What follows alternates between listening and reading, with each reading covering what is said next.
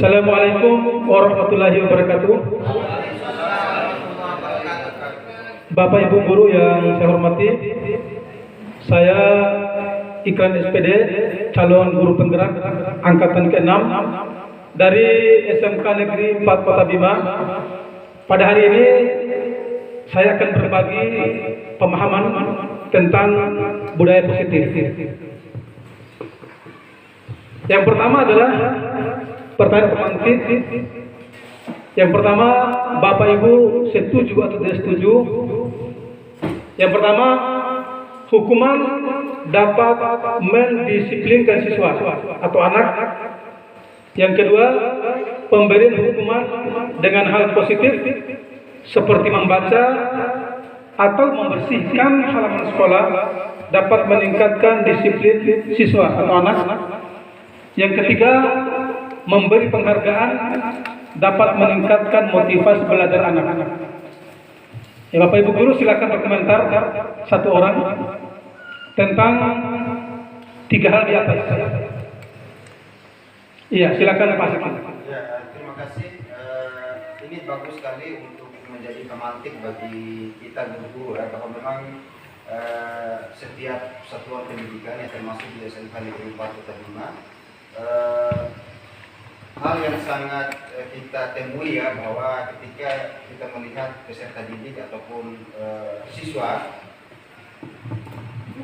melakukan sebuah kesalahan ya, baik itu sengaja maupun tidak sengaja ya, tentu dalam hal ini porsi yang diberikan oleh guru, terutama yang berperan di sini adalah guru BPPK. Nah, saya setuju bahwa hukuman itu harus diterapkan kepada siswa, Pak Ikran, karena bagaimanapun ini menjadi bagian dari introspeksi bagi peserta didik itu sendiri. Ini bagian dari untuk memotivasi dirinya sendiri, karena bagaimanapun hukuman ini bukan berarti kita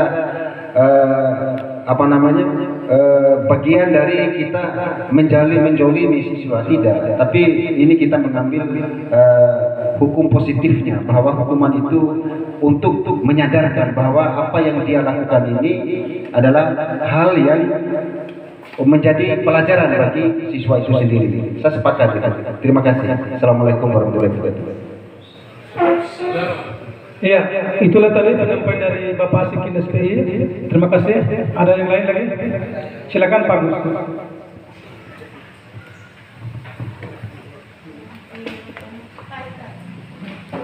Ya, baik. Terima kasih kepada Pak Ikran SPD. Melihat setuju atau tidak dari pernyataan yang ditayangkan oleh Pak Ikran. Sebelumnya saya memperkenalkan diri, nama Agus Limin. Kalau melihat dari tiga pernyataan itu, saya cenderung memilih nomor 3. Memberikan penghargaan dapat meningkatkan motivasi belajar anak. Karena saya lebih mengedepankan hal yang positif dengan memberikan penghargaan untuk memotivasi belajar anak. Jadi anak tidak akan termotivasi untuk belajar ketika kita mengedepankan pemberian hukuman. Jadi lebih kepada kita mengajung, memberikan harapan yang besar, kemudian memberikan motivasi dengan cara-cara yang positif. Jadi memberikan penghargaan. Bukan berarti tidak boleh memberikan hukuman, tapi sekarang sudah tidak cocok lagi bagi anak-anak atau peserta didik yang pada saat ini. Demikian pendapat saya. Terima kasih. Wassalamualaikum warahmatullahi wabarakatuh. Iya, terima kasih. Luar biasa penyampaian dari Pak Gus Limin dan Pak Sikin. Jadi Pak Sikin setuju dengan hukuman, kemudian Pak Gus lebih kepada pemberian penghargaan untuk meningkatkan motivasi belajar anak-anak. Baiklah Bapak Ibu sekalian, kita lanjutkan materi kita. Adapun topik kita pada hari ini adalah yang pertama, disiplin positif dan nilai-nilai kebijakan universal. Yang kedua, teori motivasi, hukuman, penghargaan, dan restitusi. Yang ketiga, keyakinan kelas. Yang keempat, kebutuhan dasar manusia dan dunia berkualitas. Yang kelima, restitusi. 5, posisi kontrol guru. Yang keenam adalah restitusi atau segitiga restitusi. Yang pertama adalah disiplin positif dan nilai-nilai kebijakan universal. Perubahan paradigma. Coba Bapak Ibu sekalian sekarang sobeklah setaris kertas, atau anggaplah Bapak Ibu sekalian sudah merobek kertasnya. Kemudian tulislah sesuatu yang berharga atau rahasia Anda dalam kertas tersebut. Kemudian letakkan di salah satu tangan Anda dan genggam benda atau tulisan tersebut dengan sangat kuat. Kemudian buatlah kepala. Kemudian teman Anda di sebelah mencoba dengan sekuat tenaga dengan berbagai cara untuk meminta Anda memberikan benda tersebut. Ya, teman Anda membujuk, merayu, menghardik, mengancam, menyuap, apa saja yang dilakukan agar Anda membuka tulisan rahasia tadi. Apakah Anda memberikan ke teman Anda? Ada yang bisa berkomentar?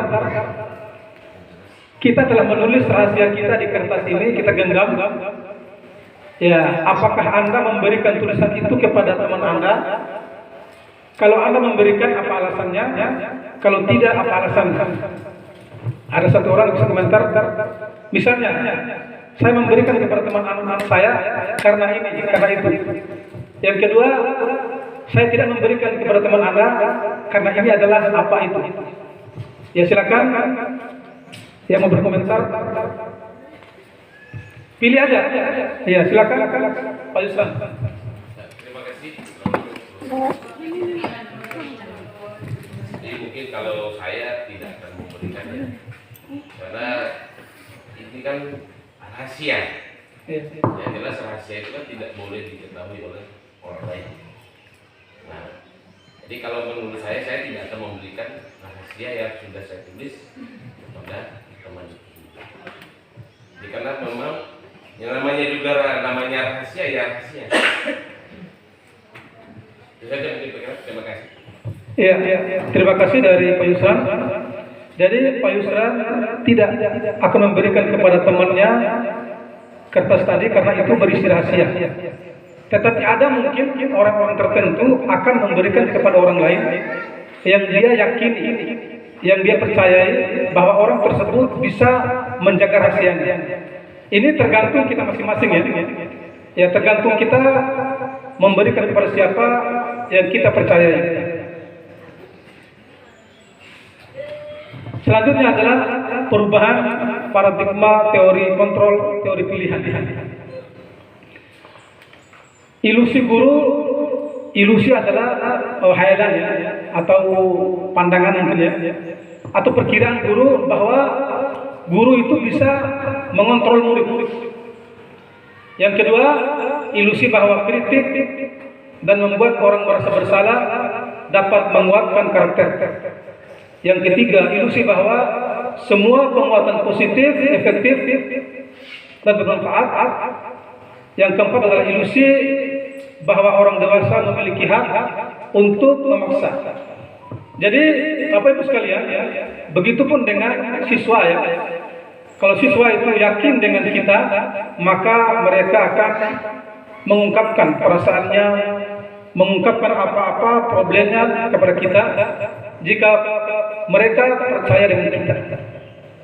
Bahkan mereka akan berubah total dengan mereka yakin bahwa guru memberikan sebuah harapan bisa merahasiakan rahasianya, memberikan solusi atas masalahnya.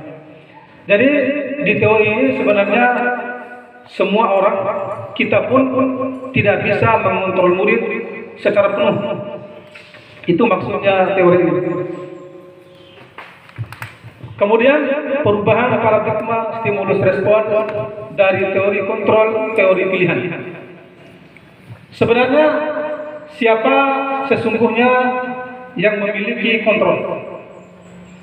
Ada dua teori, teori lama dan teori baru. Teori lama itu adalah stimulus respon. Teori yang baru adalah teori kontrol pilihan. Menurut teori stimulus respon bahwa kita mencoba mengubah orang agar berpandangan sama dengan kita. Yang kedua, perilaku buruk dilihat sebagai suatu kesalahan. Yang ketiga, orang lain bisa mengontrol saya. Selanjutnya, saya bisa mengontrol orang lain. Pemaksaan ada pada saat bujukan gagal. Terakhir adalah model berpikir menang atau kalah.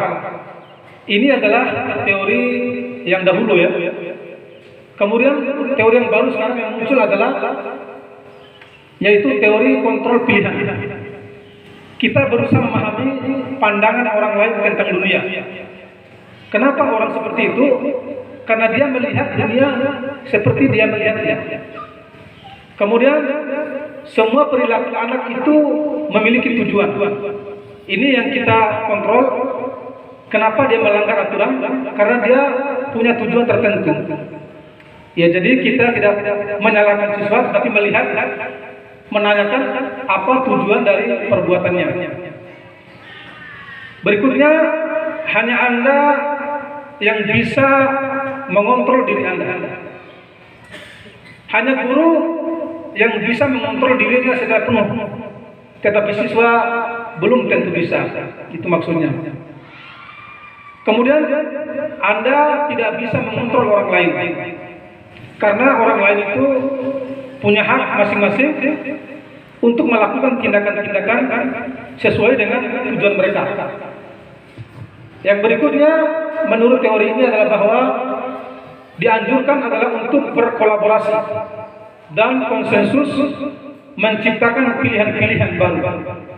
Jadi kita tidak memaksa para siswa, tetapi membuat kolaborasi, membuat pilihan-pilihan baru agar mereka tidak melanggar aturan misalnya. Kemudian terakhir, model berpikirnya menang-menang. Jadi tidak ada yang menang, tidak ada yang kalah. Semuanya menang karena sudah melakukan kolaborasi, sudah melakukan sebuah diskusi untuk mencari solusi. Tidak ada guru menang, siswa kalah. Jadi semuanya menang.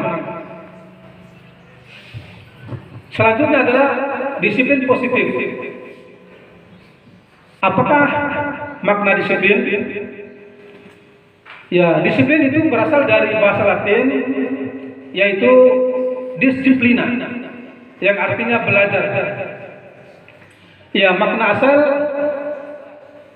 dari kata ini berkonotasi dengan disiplin diri dari murid. Ini pendapat dari Sokrates dan Plato, seorang ahli filsuf Yunani. Kemudian disiplin diri membuat orang menggali potensinya menuju sebuah tujuan apa yang dihargai. Kemudian kita lihat dalam budaya kita, makna disiplin telah berubah menjadi sesuatu yang dilakukan seseorang pada orang lain untuk mendapatkan kepatuhan. Kecenderungan umum adalah menghubungkan kata disiplin dengan ketidaknyamanan, bukan dengan apa yang kita hargai atau pencapaian suatu tujuan mulia. Jadi di kita ini di sini adalah memaksakan kehendak. Sebenarnya ya bukan itu yang diharapkan dari sini. Selanjutnya adalah nilai-nilai kebijakan universal yang menjadi arah kita. Ya, inilah tujuan kita nanti ketika kita mendidik anak-anak kita, siswa kita. Nilai-nilai kebajikan adalah sifat-sifat positif manusia yang merupakan tujuan mulia yang ingin dicapai setiap individu. Nilai-nilai tersebut bersifat universal dan lintas bahasa, suku bangsa, agama, maupun latar belakang. Setiap perilaku atau perbuatan manusia memiliki tujuan. Ini menurut Dr. William Glasser. Dengan mengaitkan nilai-nilai kebajikan yang diyakini seseorang, maka motivasi intrinsiknya akan terbangun, sehingga menggerakkan motivasi dari dalam untuk dapat mencapai tujuan mulia yang diinginkan. Ini menurut Dale Gossen. Jadi yang akan kita munculkan adalah bagaimana memunculkan motivasi dari dalam diri siswa, motivasi intrinsiknya. Kemudian nilai-nilai kebajikan yang ingin dicapai oleh setiap anak Indonesia kita kenal dengan profil pelajar Pancasila. Inilah nilai yang ingin kita tumbuhkan dalam siswa kita, yaitu beriman, bertakwa kepada Tuhan Yang Maha Esa, dan berakhlak mulia, mandiri, bernalar kritis, berpikiran global, bergotong royong, dan kreatif. Jadi kita lanjut teori motivasi, hukuman, dan penghargaan serta restitusi. Motivasi eksternal itu, Ibu sekalian, adalah dia akan cenderung untuk menghindari hukuman atau ketidaknyamanan. Mereka berpikir bahwa apa yang akan terjadi apabila saya tidak melakukannya. Yang kedua, motivasi eksternal juga adalah untuk mendapatkan imbalan dari orang lain. Maka siswa akan berpikir, apa yang akan saya dapatkan apabila saya melakukannya. Kedua hal ini adalah merupakan motivasi eksternal yang sewaktu-waktu ketika tidak diberikan maka akan hilang, sehingga mereka tidak tertarik lagi melakukan sesuatu karena mengharapkan imbalan ataupun pemberian dari orang lain. Tetapi yang kita inginkan adalah bagaimana menumbuhkan motivasi internal atau disebut dengan tujuan disiplin positif, yaitu untuk menghargai diri mereka sendiri. Jadi siswa kalau sudah tumbuh motivasi internalnya, maka mereka akan mengatakan bahwa saya akan menjadi orang yang seperti apa apabila saya melakukannya. Ini yang harus kita tanamkan adalah bahwa siswa itu memiliki cita-cita, memiliki tujuan hidup, sehingga kita bisa mengarahkan kepada motivasi internal ini. Ya, kita harus bertanya kepada siswa apa tujuannya, apa cita-citanya, sehingga kita mengarahkan ke cita-citanya itu. Ya, jadi selanjutnya adalah dihukum oleh penghargaan. Ya, menurut Al-Fiqh bahwa penghargaan berlaku sama dengan hukuman.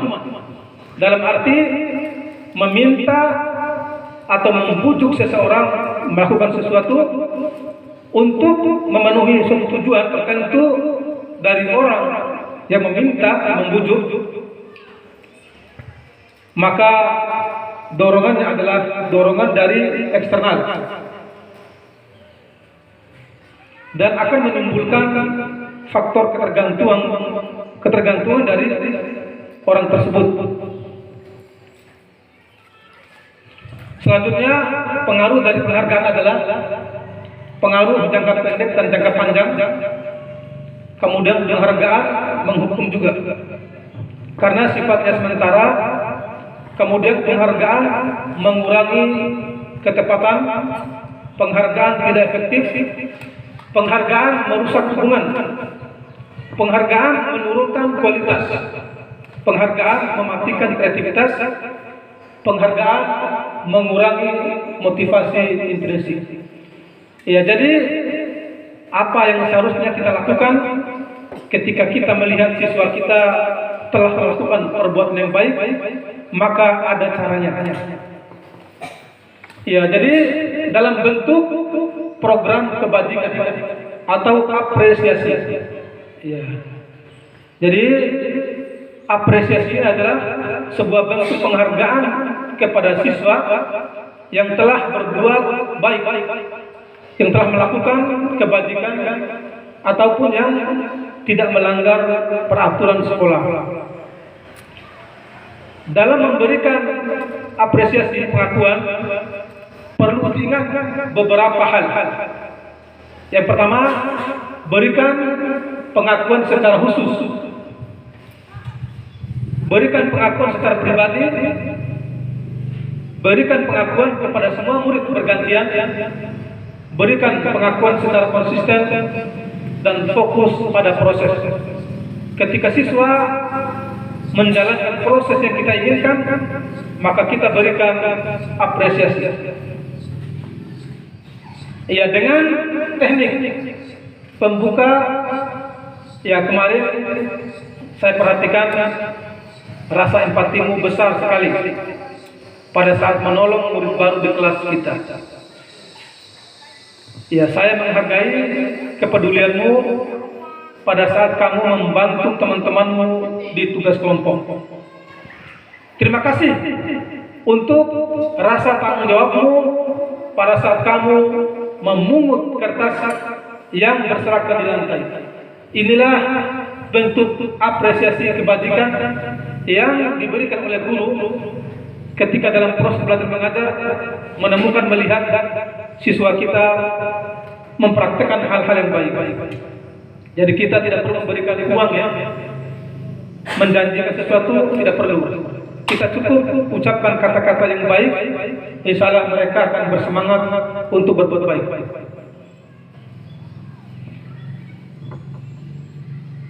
Iya, ini tugas perbedaan hukuman dan konsekuensi. Tapi Ibu sekalian, ini adalah contoh tindakan guru di sekolah yang dikutip oleh narasumber. Bapak Ibu, silakan yang mau berkomentar, menjawab di atas. Yang pertama, mencatat 100 kali dalam buku kalimat, saya tidak akan terlambat lagi karena terlambat. Ini kan terlambat sekolah, ya. Yang kedua, lari mengelilingi lapangan basket 2 kali karena terlambat hadir di sekolah. Yang pertama, apakah hukuman atau konsekuensi? Ya, jadi silakan ada yang mau komentar. Nomor 1 misalnya hukuman, nomor 2 misalnya konsekuensi, nomor 3 misalnya hukuman. Terakhir adalah lari mengelilingi lapangan basket 2 kali karena terlambat 10 menit untuk pelajaran PJOK. Gimana, Pak Jo? Silakan komentar. Oke, terima kasih Pak Ikran. Oh, saja. Oke, kalau yang mencatat 100 kali di dalam satu kalimat, mungkin itu lebih ke konsekuensi. Kemudian kalau dia lari mengelilingi lapangan basket 2 kali, push up, itu lebih ke hukuman. Sedangkan menggantikan di kertas tugas teman yang telah dicoret-coret, itu lebih ke konsekuensi karena dia sudah merusak tugas temannya. Membersihkan tumpahan air pun itu konsekuensi. Murid disuruh untuk mengenakan sepatu, itu hukuman. Dan terakhir lari juga itu merupakan hukuman. Jadi yang konsekuensi ada beberapa saja. Terima kasih. Iya, terima kasih Pak Zulkifli. Itulah tadi pendapat Pak Zulkifli tentang hukuman dan atau konsekuensi dari tindakan guru. Kita lihat jawaban di bawah. Ya, jadi inilah perbedaannya. Ada hukuman, ada konsekuensi. Kalau lari mengelilingi lapangan basket 2 kali karena terlambat 10 menit untuk jam PJOK itu konsekuensinya, bukan hukuman.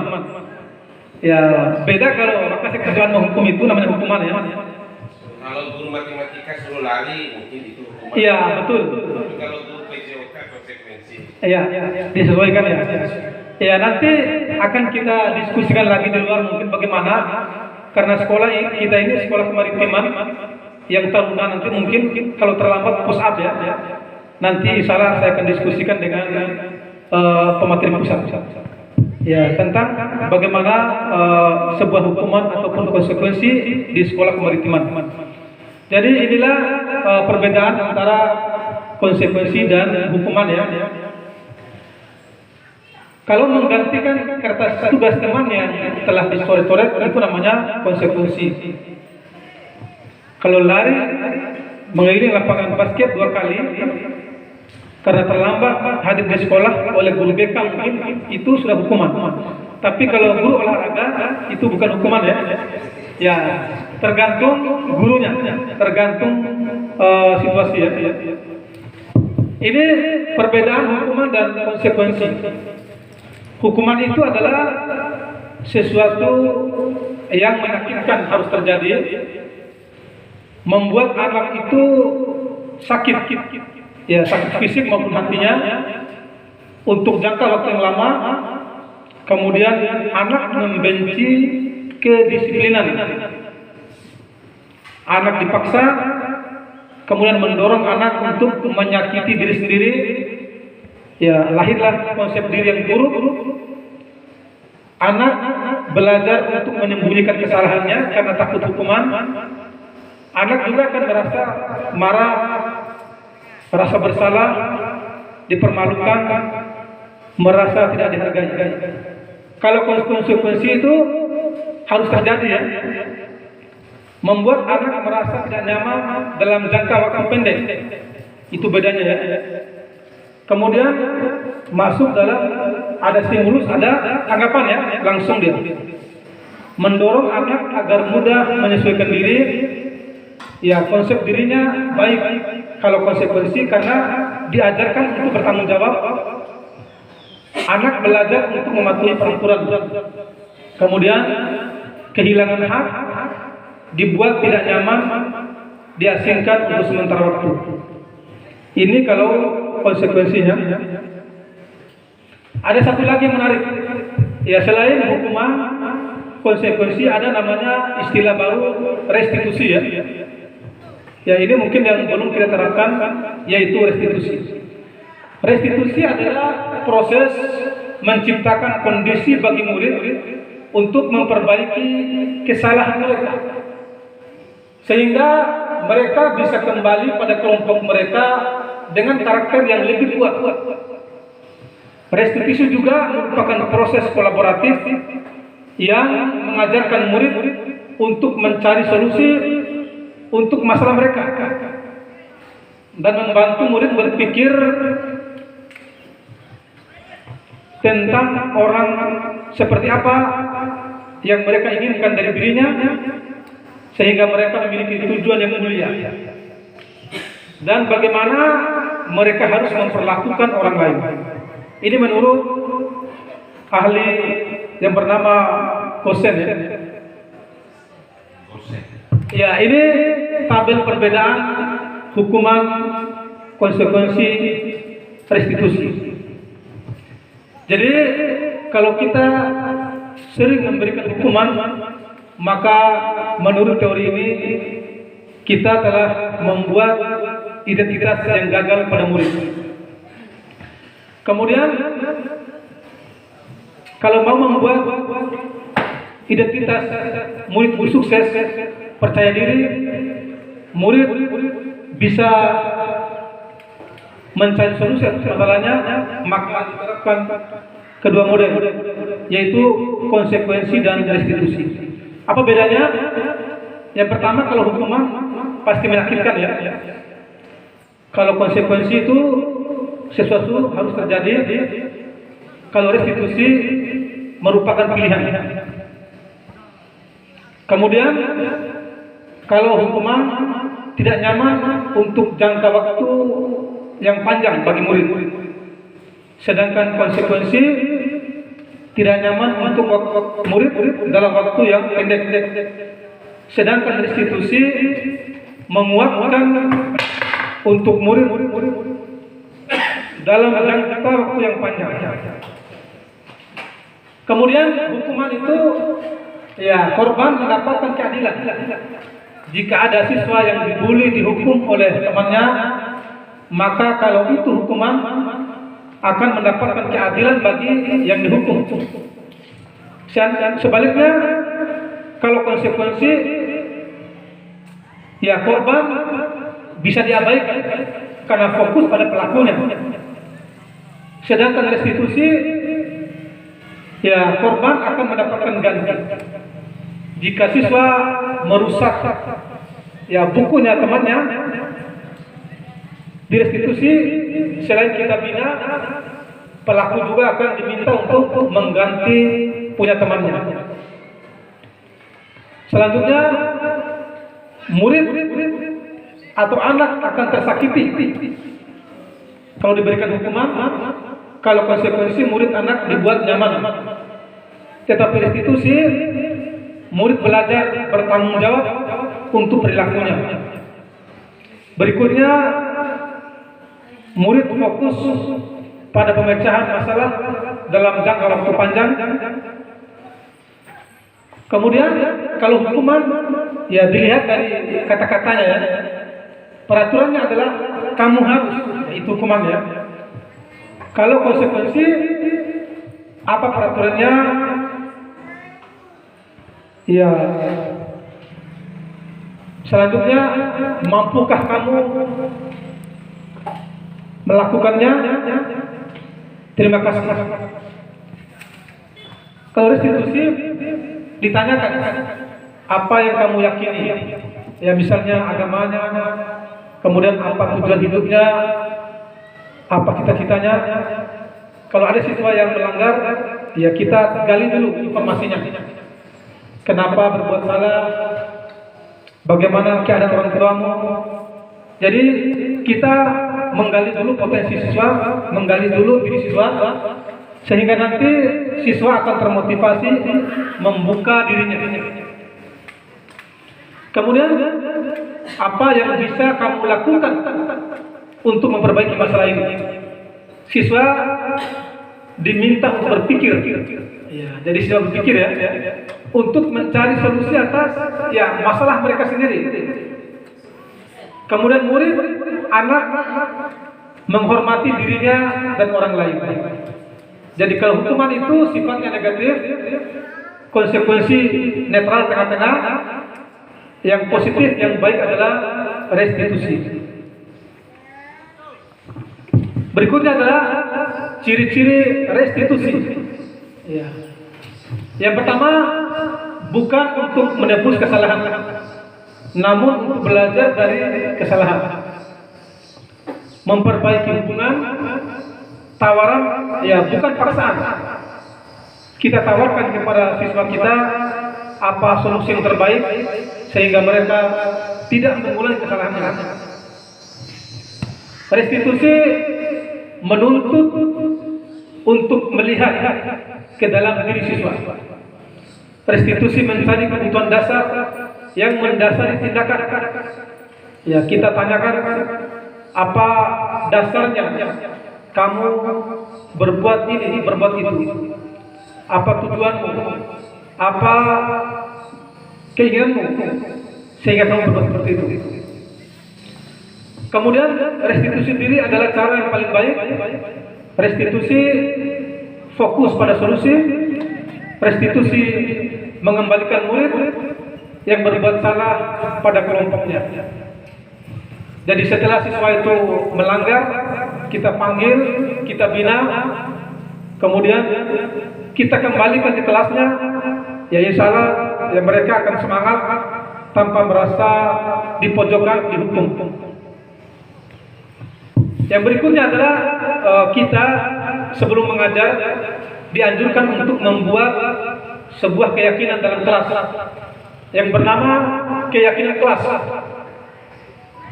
Ya, kita lihat di sekolah kan sudah ada peraturan sekolah ya. Ya, mengapa harus ada keyakinan kelas? Ya, mengapa kita memiliki peraturan ya harus menggunakan helm ya bila mengendarai kendaraan roda 2? Ya, mengapa kita memiliki peraturan harus datang tepat waktu pada saat mengikuti pelatihan, pada saat mengajar ya? Ini semua adalah pertanyaan untuk memunculkan sebuah keyakinan bahwa peraturan itu adalah untuk kita. Kemudian untuk mendukung motivasi intrinsik, kembali ke nilai-nilai keyakinan. Keyakinan lebih menggerakkan seseorang dibandingkan mengikuti serangkaian peraturan-peraturan. Ya, jadi ada perbedaan antara peraturan dengan keyakinan. Ya, jadi di dalam kelas ada yang namanya peraturan kelas. Ini lahir dari peraturan sekolah, kemudian di kelas kita buat peraturan kelas, kemudian masing-masing guru membuat yang namanya keyakinan kelas. Dari peraturan kelas itu dibuatlah keyakinan kelas. Sehingga dari keyakinan itu akan muncul di kelas itu adalah sebuah lingkungan yang baik, yang positif.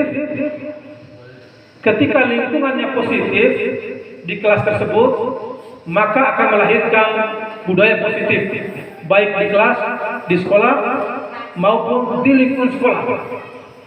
Ya, ini semua berawal daripada peraturan dan keyakinan kelas.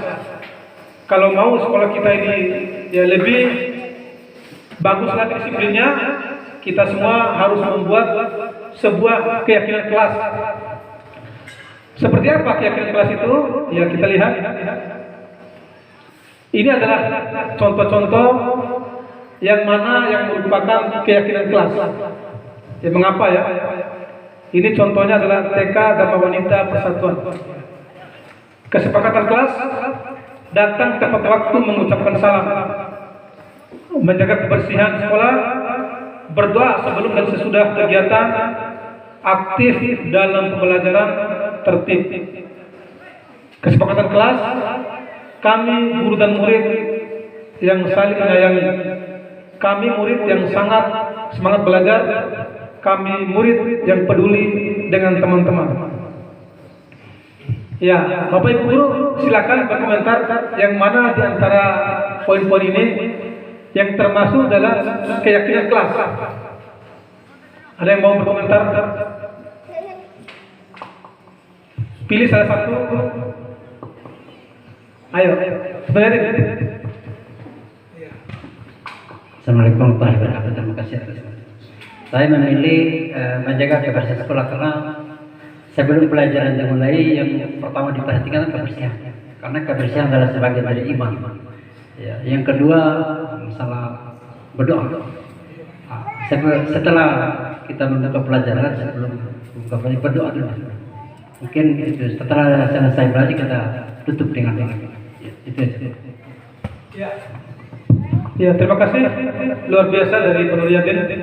Ya, kita lanjut. Ya, ini adalah contoh peraturan kelas. Selalu kembalikan buku ke tempatnya. Dilarang mengganggu orang lain. Hadir di sekolah 15 menit sebelum pembelajaran dimulai. Dilarang melakukan kekerasan. Dilarang menggunakan narkoba. Bergantian atau bergiliran nyantri ya. Jangan berlari di kelas atau koridor. Ini adalah bahasa-bahasa peraturan kelas. Kita lihat bagaimana bahasa keyakinan kelas. Kita lihat. Nah, ini dia. Jadi keyakinan kelas itu adalah bahasa-bahasa positif. Ya, bahasa positif misalnya kalau mengembalikan buku ke tempatnya, Ya, namanya tanggung jawab ya. Tanggung jawab menghormati orang lain, berkomitmen keselamatan. Jadi kalau ada dilarang merokok atau menggunakan yang lain itu namanya kesehatan ya. Jadi kesehatan, kemudian keselamatan, keamanan. Jadi tidak ada kata dilarang ya. Jadi kata-kata yang positif itu merupakan keyakinan kelas. Ini nanti yang coba kita buat di kelas masing-masing. Ketika siswa melanggar, kita akan tanyakan kembali apa keyakinan kelas kita. Kemudian setiap perbuatan manusia, perbuatan siswa kita itu tidak terlepas dari kebutuhan. Ada kebutuhan dasar manusia. Yang pertama adalah kasih sayang dan diterima. Yang kedua penguasaan. Yang ketiga kesenangan dan kebebasan. 4 inilah kebutuhan dasar manusia sehingga mereka itu berbuat, bertindak.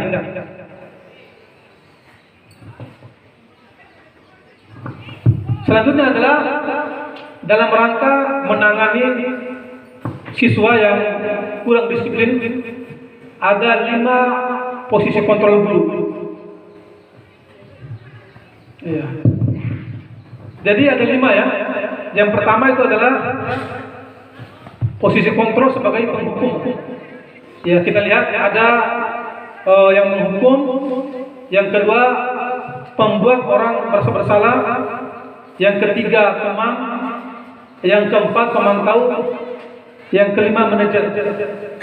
Jadi menurut para ahli bahwa di sekolah itu terdapat 5 posisi atau 5 teori kontrol guru ya. Masing-masing guru itu berbeda caranya menangani siswa. Ada yang menghukum, ya, ketika siswa bersalah dihukum. Yang kedua ada pembuat rasa bersalah. Ya, ciri-cirinya ya di sini kalau penghukum membentak ya, menghardik, menunjuk, menyakiti, menyindir ya. Pembuat orang bersalah itu contohnya ya suka ceramah.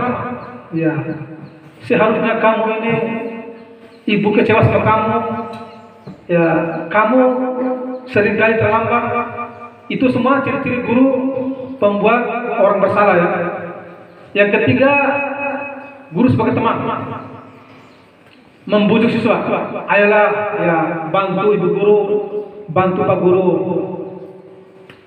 Ya, ayolah kita sama-sama kerja. Ya, akhirnya apa? Siswa juga bergantung ya. Itu posisi teman. Kemudian ada yang teman tahu. Ya, ketika siswa bersalah, ya, jadi guru mengatakan bahwa apa aturannya? Ya, kamu telah melanggar. Itu pemantau ya. Yang ketiga adalah, yang kelima adalah manajer ya. Ya, jadi selain kepala sekolah sebagai CEO, ya kita juga guru dituntut untuk jadi manajer ya. Manajer di murid-murid kita. Ya, ketika mereka bersalah, kita panggil dengan kata-kata yang baik, kita diskusikan, kita tanyakan apa masalahnya, apa yang kamu lakukan, bagaimana solusinya, dan sebagainya.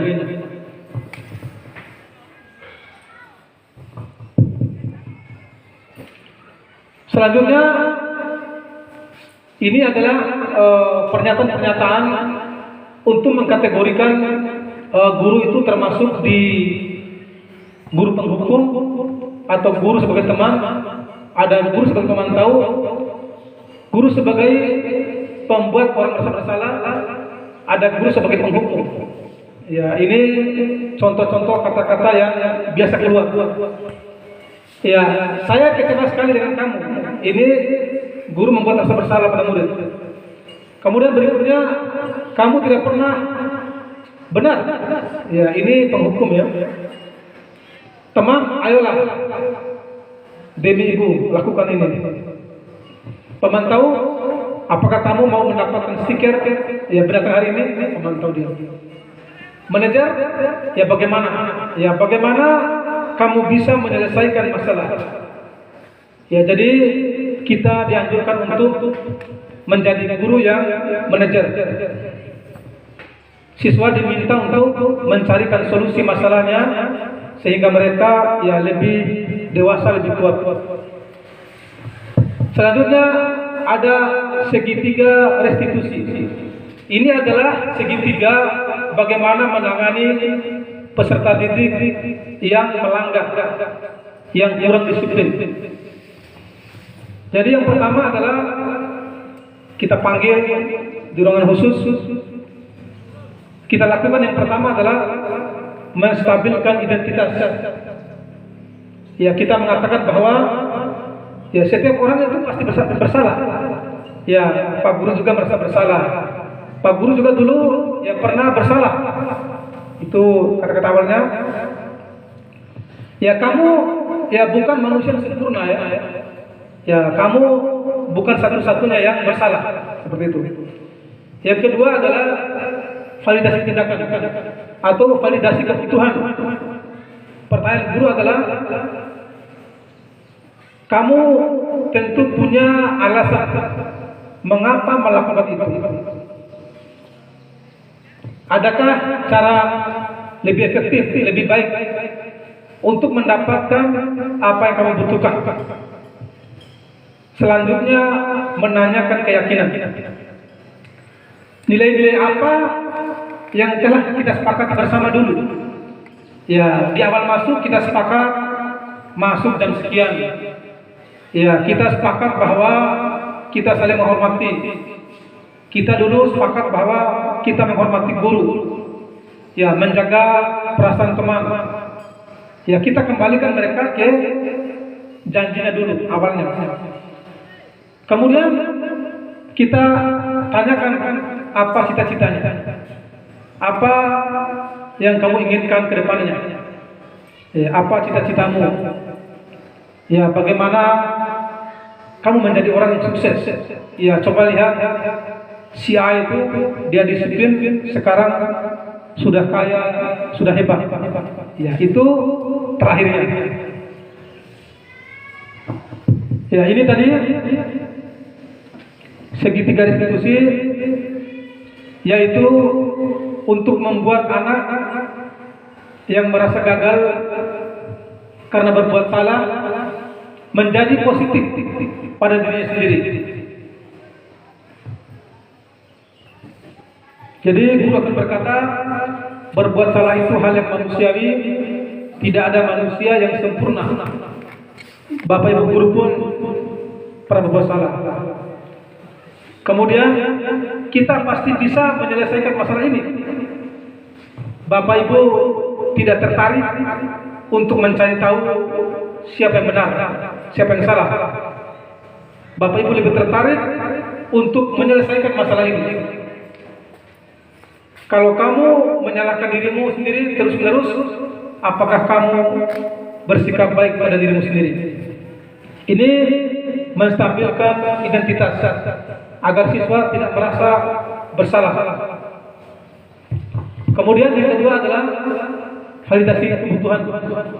Membantu murid mengenali basic need, kebutuhan dasar mereka yang ingin mereka penuhi ketika melakukan kesalahan.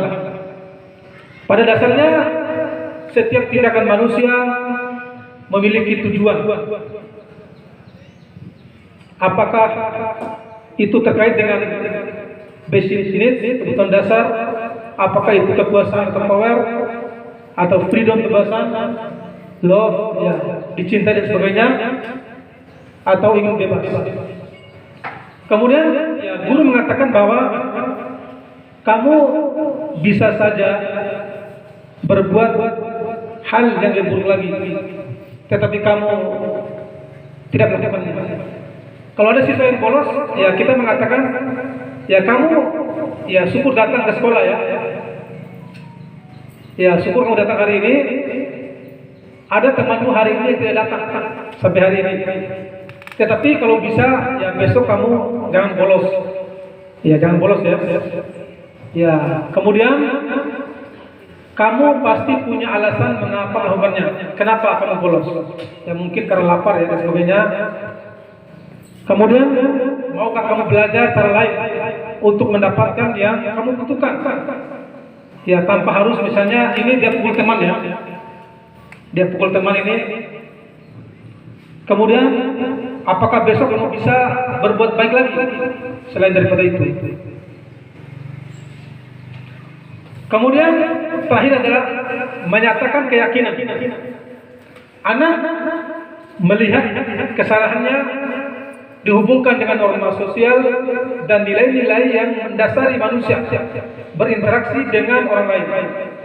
Guru berkata, apa nilai kelas yang kita percayai, yang kita yakini? Apa nilai sekolah yang kita yakini? Nilai-nilai universal apa yang kita sepakati? Kemudian kelas yang ideal seperti apa yang kamu butuhkan? Kamu mau jadi apa dan sebagainya? Apa yang kamu rasakan ketika kamu berbuat salah?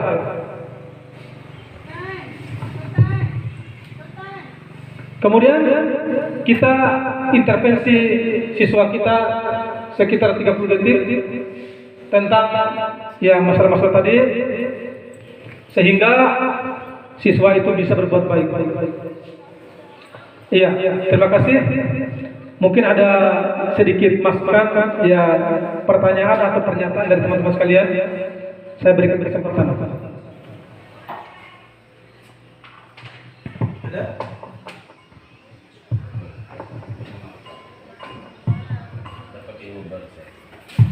Ya, jadi silakan komentar.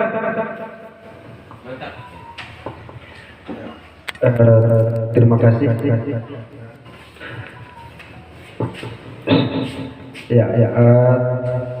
Apa yang disampaikan oleh Pak Ikrar tadi sungguh luar biasa, karena bagi kita yang belum mendapatkan kesempatan untuk masuk di calon guru penggerak ini, ada ilmu-ilmu baru yang kita dapatkan, dan banyak hal memang konten-konten yang disampaikan oleh Pak Ikrar tadi itu sangat relevan dengan yang ada kita laksanakan di sekolah kita ini, dan itu yang harus kita implementasikan tentunya, karena berkaitan dengan bagaimana peserta didik itu mampu untuk memberikan warna yang terbaik untuk kedepannya. Nah, terutama di bagaimana interaksi antara Bapak dan Ibu guru dengan peserta didik. Jadi poin-poin yang disampaikan oleh Pak Ikrar tadi itu sungguh membuka cakrawala kita sebagai pengajar atau pendidik, bagaimana menjaga hubungan baik antara guru dan peserta didik, terutama ketika kita berinteraksi di dalam kelas dan sebagainya. Nah, ini sungguh luar biasa kalau menurut saya. Mungkin itu saja dulu Pak Ikrar. Terima kasih atas kesempatannya. Demikian, Assalamualaikum warahmatullahi wabarakatuh. Ya, terima kasih Pak Sekian atas apresiasinya terkait dengan materi kita pada hari ini, budaya positif. Ya, mungkin demikian yang saya sampaikan pada hari ini untuk materi kita. Lebih dan kurangnya saya mohon maaf. Sisa 7 menit, baru 1 jam. Ya, ada lagi yang mau berkomentar? Diskusi aja, nanti potong edit ini. Ya, silakan. Pertanyaan mungkin atau Pak Nuriyadin, guru BK, gimana? Assalamualaikum warahmatullahi wabarakatuh. Sampaikan oleh Pak Ikrar tadi masalah intrinsik dan ekstrinsik. Intrinsik itu adalah masalah yang timbul dalam diri siswa itu sendiri. Ya, hanya siswa sendiri yang tahu apa masalahnya. Sedangkan yang ekstrinsik itu adalah timbul dari luar karena pengaruh lingkungan. Ya, pengaruh lingkungan ini yang sangat berbahaya. Untuk itu siswa harus betul-betul bisa mengontrol dirinya dengan sebaik mungkin. Mungkin itu saja Pak. Assalamualaikum warahmatullahi wabarakatuh. Ya, itulah tadi penyampaian dari Pak Nuryadin terkait dengan motivasi ya. Motivasi ada dua, ada intrinsik, ada eksternal ya. Intrinsik itu adalah motivasi yang muncul dalam diri siswa, sedangkan eksternal adalah motivasi yang dari luar siswa. Silakan, ada yang mau lagi berkomentar?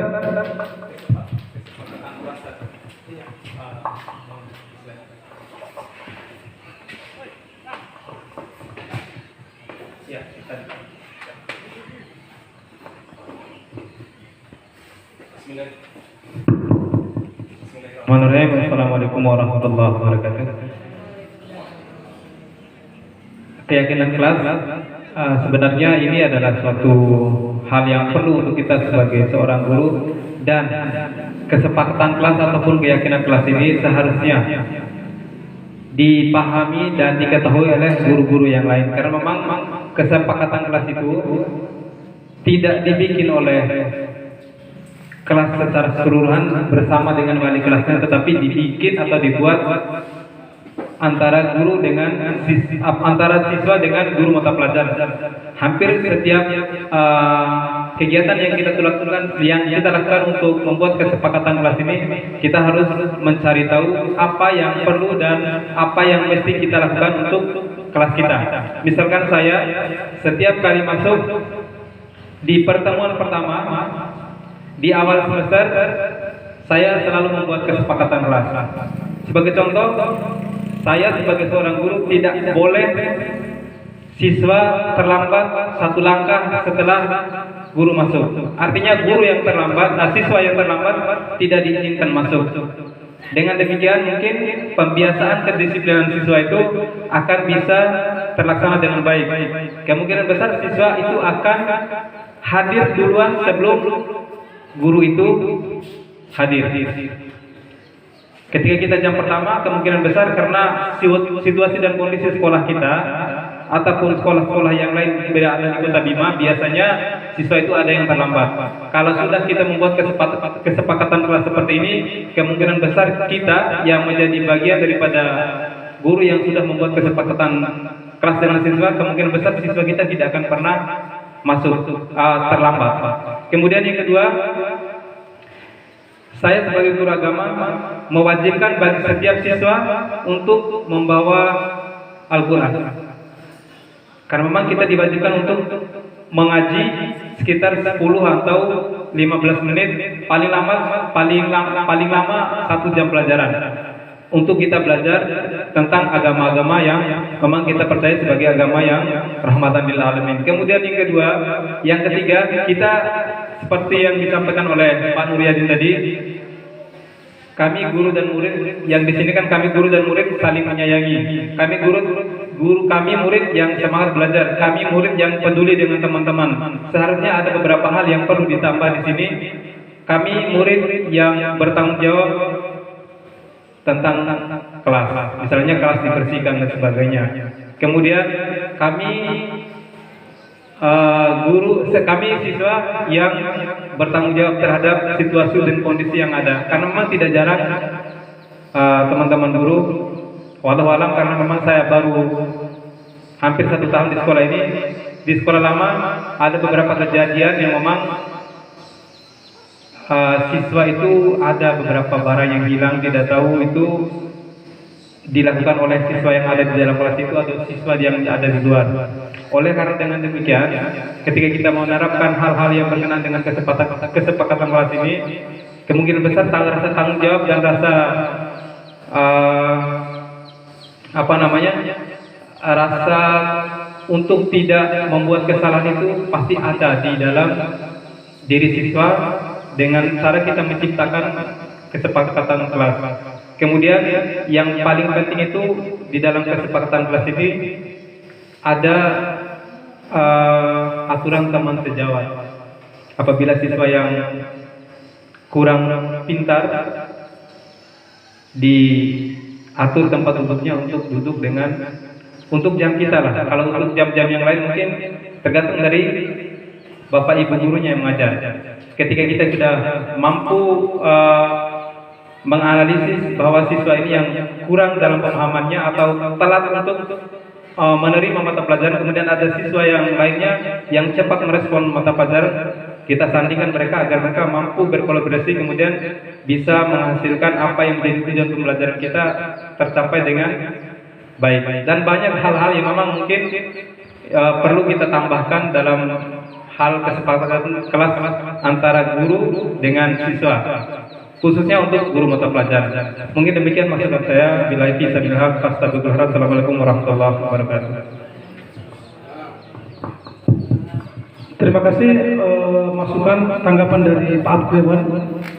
Tadi terkait dengan keyakinan kelas, seperti itulah dibuat oleh kita masing-masing guru di awal tahun pelajaran supaya sebagai pegangan kita ketika masuk di kelas. Dan juga ketika ada siswa yang melanggar, maka kita terapkan yang namanya restitusi tadi. Ya, kita panggil dengan baik. Jadi kita tidak melepaskan dia, tidak menyuruh mereka untuk pulang atau nak masuk, tetapi kita membina lagi. Kita kembalikan kepada tingkat kelas tadi, kita ingatkan dia, ya itulah restitusi ya, bukan dikeluarkan ya, tapi dipanggil, dirangkul lagi, menanyakan keyakinan kelas tadi, supaya mereka ingat kembali tentang kesepakatan awal kita. Kemudian terkait dengan pembelajaran tadi, ada siswa yang kurang pemahaman, itu nanti akan masuk pada materi pembelajaran berdiferensiasi. Insya Allah mungkin nanti bulan depan akan disampaikan lagi mengenai bagaimana strategi pembelajaran untuk siswa yang berbeda-beda. Dan memang siswa itu berbeda-beda. Makanya ada istilah pembelajaran berdiferensiasi. Insya Allah nanti akan disampaikan juga. Ya, baik kalau begitu sekalian, terima kasih atas partisipasinya. Demikian penyampaian saya pada hari ini. Lebih dan kurang maaf. Wassalamualaikum warahmatullahi wabarakatuh.